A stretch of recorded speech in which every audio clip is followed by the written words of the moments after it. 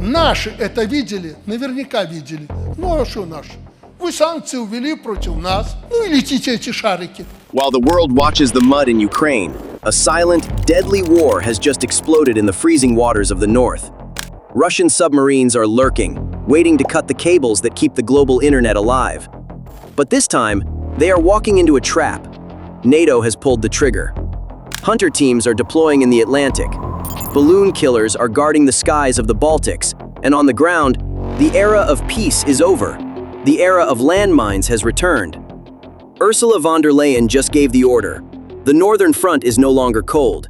It is burning hot. For years, the West was accused of being slow, bureaucratic, and afraid of escalation. But this week, something snapped in Brussels and Washington. Just hours ago, Ursula von der Leyen announced a crushing new sanctions package against Belarus. Why? Because the trucking hostage crisis we reported on has pushed Europe over the edge. But this isn't just about trucks anymore. It is a coordinated, multi-domain counterattack. From the depths of the ocean to the edge of space, the Western Alliance is locking down the Russian border. We are witnessing the construction of a new Iron Curtain. But this one isn't made of concrete. It is made of smart mines, hunter-killer drones, and billion-dollar sensors. Today, we break down the four fronts of this new war: the economic siege, the balloon threat, the submarine hunt, and the minefields. Before we dive into the historic deal that has Putin's admirals sweating, make sure to subscribe and hit the bell. You need to understand the new map of war. Let's start with the strangest battlefield of all, the sky over Lithuania. Imagine you are a NATO general. You have spent billions on Patriot missiles and F-35 jets. And then, your enemy defeats you with a $10 balloon. Associated Press confirms that Lithuania has been forced to close its airports repeatedly. Why? Because Belarus is launching waves of weather balloons across the border. Some carry smuggled cigarettes, some carry GPS trackers. But on a radar screen, they look like drones. They look like missiles. They force civilian planes to divert and military jets to scramble. This is hybrid warfare at its most cynical. Lukashenko is testing NATO's reflexes. He is trying to map the blind spots in the air defense network without firing a shot. It is a psychological game. We can touch you anytime, and you can't stop us with your expensive missiles. But Lithuania is changing the rules. LRT reports that the government is rewriting the law to allow border guards to shoot these balloons down on sight with machine guns. The message is clear. If it flies from Belarus, it dies. But while the balloons distract us in the air, the existential threat is deep underwater. And here, the West has just made a massive move. Newsweek calls it a historic deal. The United Kingdom, Norway, and other Northern Group nations have signed a strategic partnership to hunt Russian submarines. Why now? Because the threat has changed. Russian ghost submarines and spy ships like the Yantar aren't just looking for aircraft carriers anymore. They are mapping the undersea cables and gas pipelines that keep Europe alive. 97% of the world's internet traffic and trillions of dollars in financial transactions pass through these cables. The Barents Observer details how this new hunter team will work. It is a high-tech dragnet. The UK is deploying its advanced P-8 Poseidon maritime patrol aircraft. Norway is using its ultra-quiet frigates. They are dropping sonar buoys across the Gjuk Gap, Greenland, Iceland, UK, the strategic choke point that Russian subs must pass to enter the Atlantic. This is a direct message to the Russian Northern Fleet. You cannot hide. If Putin tries to cut the internet cables or blow up a Norwegian gas pipe this winter, there will be a NATO torpedo waiting for him. The hunters have become the hunted. From the sea, we move to the land. And here, we are seeing the end of an era of European idealism and the return of brutal survivalism. For 25 years, Europe said no to landmines. They signed the Ottawa Convention. They destroyed their stockpiles. They thought war in Europe was history. Putin proved them wrong. Now the Baltics are bringing the mines back. LSM reports that Latvia is establishing anti-mobility parks. That's a polite military term for death zones. They are digging ditches, stacking concrete pyramids, and preparing to seed the border with high explosives. In Estonia, ERR News reports a fierce debate about officially withdrawing from the mine ban treaty. Top generals are saying, "We cannot defend ourselves with paper treaties against Russian tanks. We need mines." This is the rebuilding of the Iron Curtain, but this time, it is not made of concrete. It is made of high explosives. The Baltics are signaling that they will turn every inch of their border into a graveyard for Russian armor if they have to. And leading this charge is the new military giant of Europe, Poland. Notes from Poland confirms that Warsaw has started the East Shield, Tarks of Shad. This is a 2.5 billion euro project to turn the eastern border into a fortress. We are talking about integrated surveillance towers, deep bunkers, and automated turrets. Poland is not waiting for Article 5. They are ensuring that if a Russian tank crosses the border, it won't make it 100 meters. This is the militarization of the European landscape on a scale not seen since World War II. But who is paying for all this? And where is Washington? Here is where the story gets really interesting. While the media focuses on Trump's rhetoric about Ukraine, a quiet but massive shift is happening in the Pentagon. The potential new war cabinet in Washington, led by figures like Pete Hegseth, has a clear philosophy. We help those who help themselves. And nobody helps themselves more than the Baltics and Poland. They spend more than 3% or even 4% of their GDP on defense. They are the model allies for a Trump administration. LRT confirms that Lithuania just signed a massive $495 million deal to buy U.S. HIMARS rocket systems.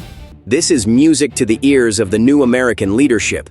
It proves that the Baltics aren't freeloaders, they are customers and partners, and it's not just sales.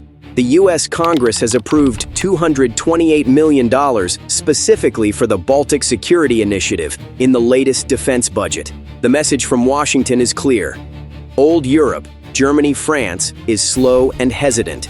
The Northern Line, Poland, Baltics, Scandinavia, is the new front line, and we are backing the fighters. NATO is not brain dead, it is migrating north. Now let's tie this back to the beginning. The trucks. Ursula von der Leyen's sanctions are the final piece of this puzzle.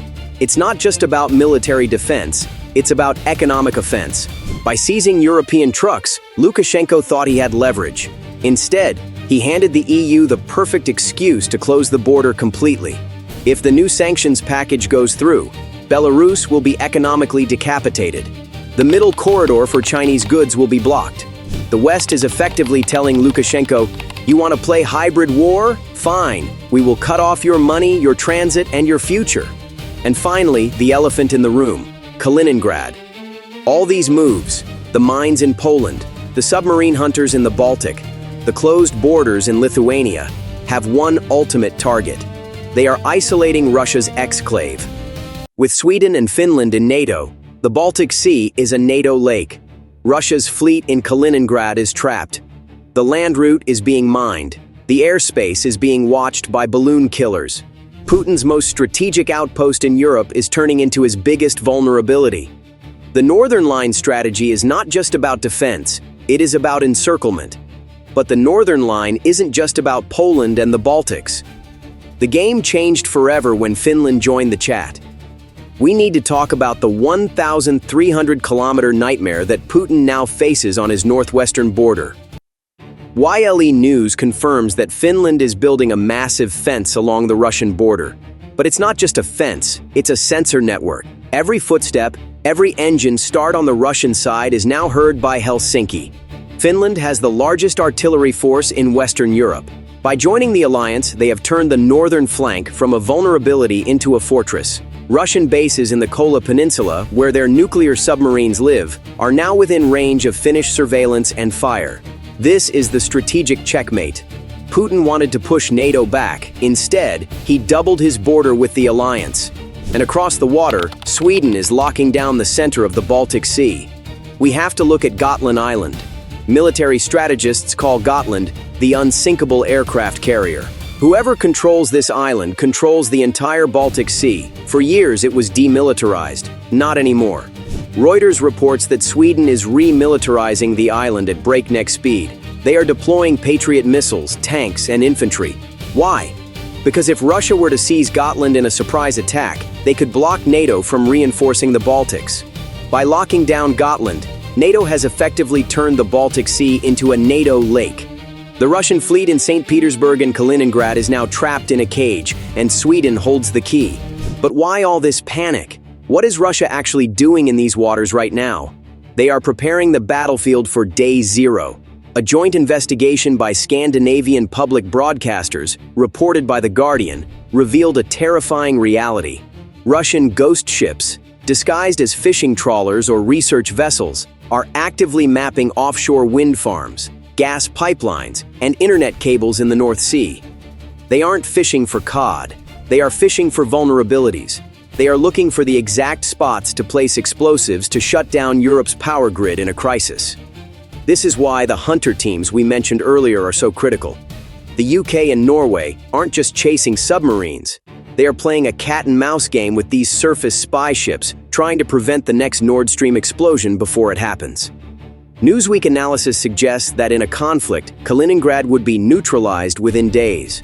What used to be Russia's dagger in Europe's back has become its most vulnerable hostage. The Northern Line strategy has successfully flipped the board. Russia is no longer the one doing the encircling. It is the one being encircled. But there is a clock that ticks faster than that of the economy, the clock of identity. To please his boss in the Kremlin, Lukashenko has begun the final process of Russification. In Minsk's schools, history is being rewritten. The Belarusian language, which experienced a cultural renaissance in 2020, is being marginalized again, treated as a second-class dialect. Moscow's goal is not just to control the territory, it is to erase the very idea that Belarus is a separate nation. They want the next generation of children in Grodno and Brest to see themselves simply as Western Russians. Lukashenko is selling the soul of the country to save his own skin. If this continues in a decade, Belarus will exist only on maps, but will have disappeared from reality. So, let's look at the map one last time. It is a breathtaking transformation. From the Arctic ice of Finland, down through the mined forests of the Baltics, to the fortified border of Poland, the Iron Curtain has returned. But this time, it was built by the West. Lukashenko's truck blackmail and Putin's submarine games have achieved the exact opposite of their goals. They have woken up the sleeping giants of Europe. The continent is arming itself at a speed not seen since 1939. The question is no longer, will NATO defend every inch? The question is, does Russia realize that the door is now locked? We are living in dangerous times. The trigger has been pulled, the safety is off. And on the northern line, the eyes of the world are watching the radar screens, waiting for the next blip. What do you think? Is this militarization the only way to stop Putin, or are we sleepwalking into a wider war? Do you feel safer with the northern wall in place? Let us know your thoughts in the comments below. If you found this deep dive analysis valuable, if you want to understand the new lines on the map, hit that like button and subscribe to Mr. Warlog. We bring you the truth from the edge of the Iron Curtain. I am Charlie from the Mr. Warlog team. Stay sharp. Thanks for watching.